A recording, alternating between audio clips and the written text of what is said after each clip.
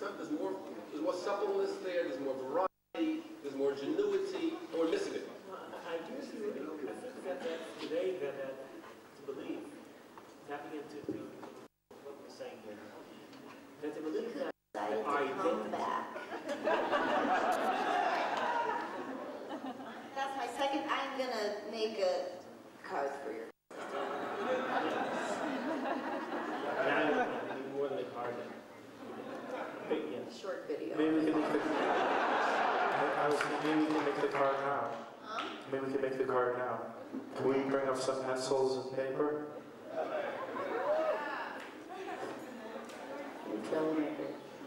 He's not being rude. He has to pee a lot because he's drinking a lot of water because he has a fucking show tonight. Exactly. Don't say that.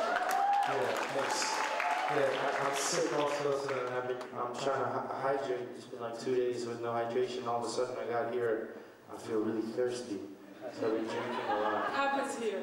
And also, I figure I'm sitting next to Sarah, so it's like been done, it's okay. So I feel comfortable about it. So. But yeah, we could make this into a little arts and crafts program.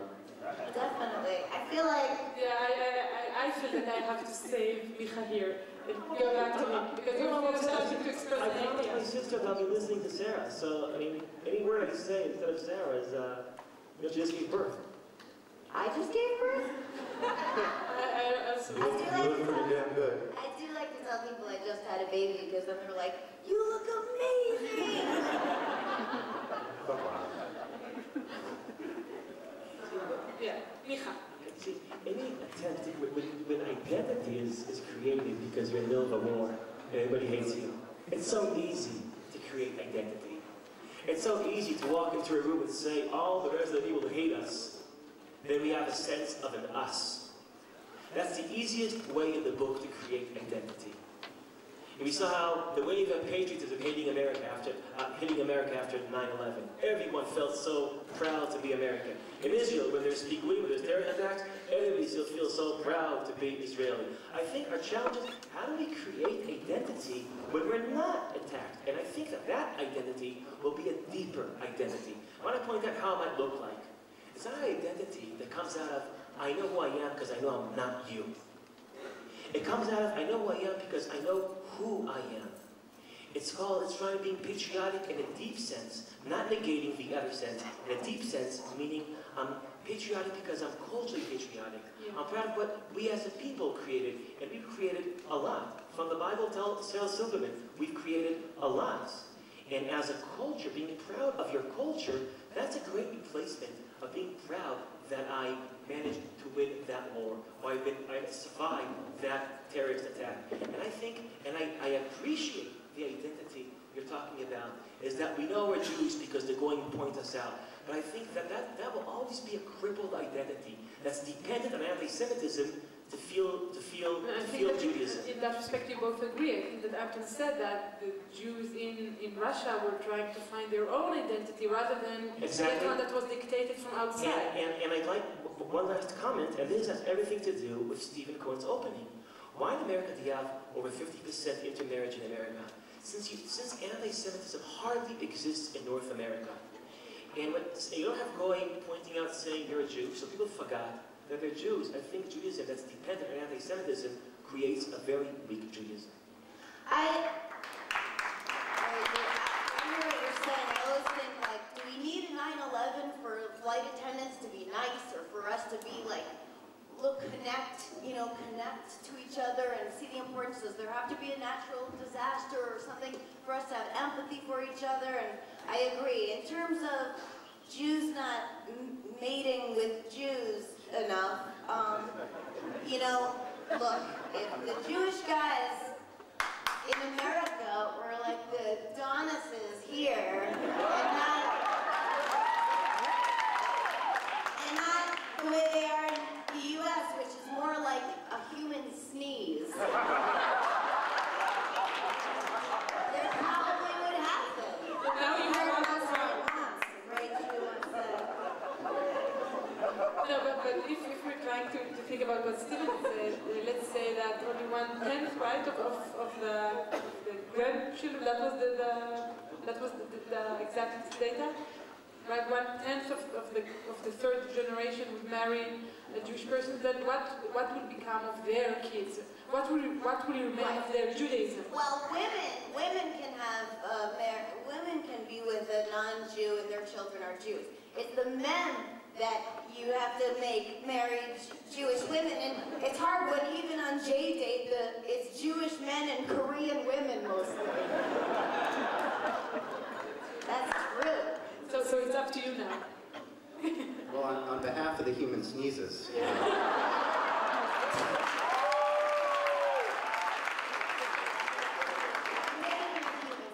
Right now, so. No, I actually think that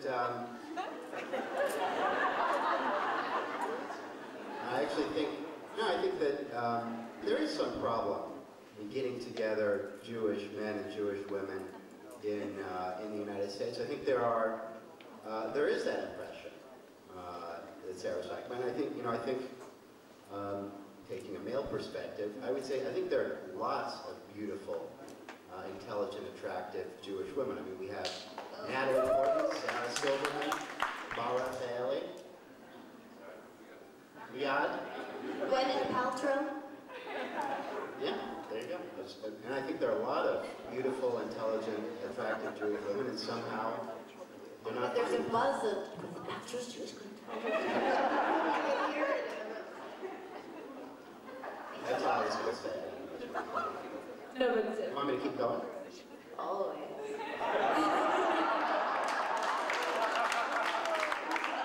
I'm going to let that one go.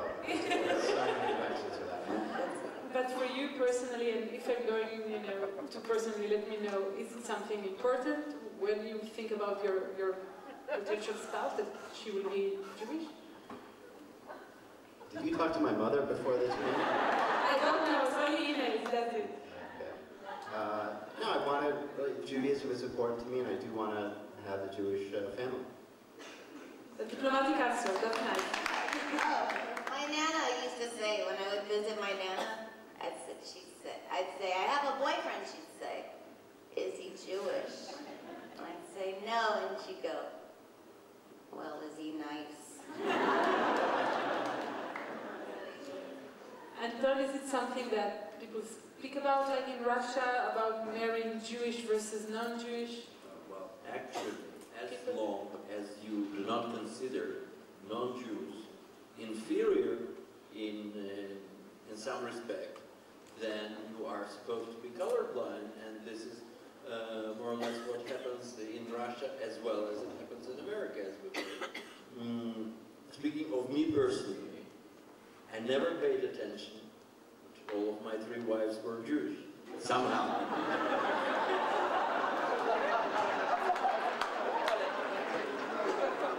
Unfortunately, it was a succession, not simultaneous.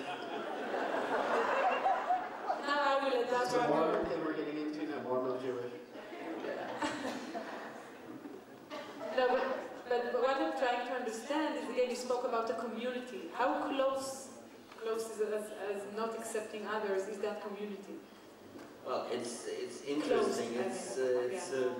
I would have very much to repeat what has been said about attacks on Israel that make some of Russian Jews suddenly feel themselves part of the attacked minority, and to organize and to group and to form some forms of activity that are non-existent in other times when Israel is well off and not under attack. And at the same time, one may call that androgynous, but I would call that schizophrenic. It's very easy to feel yourself a representative and defender of Israel when you are a Russian Jew talking to a non-Jew in Moscow. You don't exist in this quality as viewed by the Israeli society, for whom you are either a traitor or, if you are a Yored, or an obsolete life form if you are just in diaspora, not committing aliyah. Israel, like you can say Israel is many, like 7 million Jews sharing 8 million opinions. Let's say Israeli mainstream, including government and political mainstream, until recently, were not regarding Jews outside Israel as part of the local context, only as raw material for aliyah purposes, for settling the Negev and the Gallei, and not really. And it's very interesting if there is some person who, at the expense of Israeli taxpayer, goes to Moscow because he loves Moscow and spends years there at the expense of the taxpayer. He is entitled to vote in Israeli elections. If a person goes, and another Israeli goes to Moscow to attend his own business, he may not vote in Israeli elections. This has been done by the Marach left-wing governments who were assuming all Yordim, all non-residents would be right-wingers and would be voting the wrong way, but this has not been corrected by any subsequent right-wing government.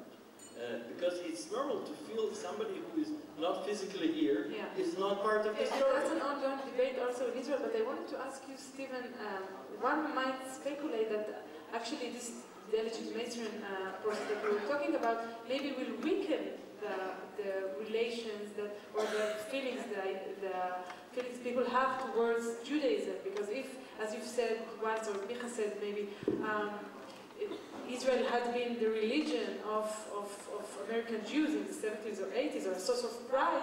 Maybe today things are changing. That's something that we should worry about. But maybe that will weaken the bonds with Judaism. The connection of American Jews with Israel has already been going through processes before the alleged delegalization campaign. Again, as I'm looking at Arnie Eisen. Arnie Eisen and I wrote a book called The Jew Within, which we traced the personalization of American Judaism, which meant, I mean, in broad strokes, the movement from peoplehood towards religion, from ethnicity towards religion, from public identification to private identification, from marching and political action, again to private ritual. This already had taken place in the 80s and 90s. Well before this campaign took place. So now we're talking about a piece of American Jewish identity called Israel, which, whatever's happening to it, it just simply doesn't have the same type of valence. I think, Safi, when you spoke here, the child of an Israeli, and listen to the way you spoke about Israel, it's out there, part of your life. But even you can go on in life as a Jew, and Israel comes in and comes out. It's not the core of your Jewishness. Instead, the core of your Jewishness is seeing yourself as doing some very, very noble work, and which indeed you are. But I find so moving in it that you, like many other Jews, who are doing good works, attach your Jewish identity to the good works that you're doing. You see it as a Jewish act. To me, that story is a real insight into where American Jewish identity has shifted over the last 30, 40 years. And in fact, it's a better insight than the analysis that Arnie and I did, which is about these analytic categories that lack the human touch that we just heard here a few minutes ago.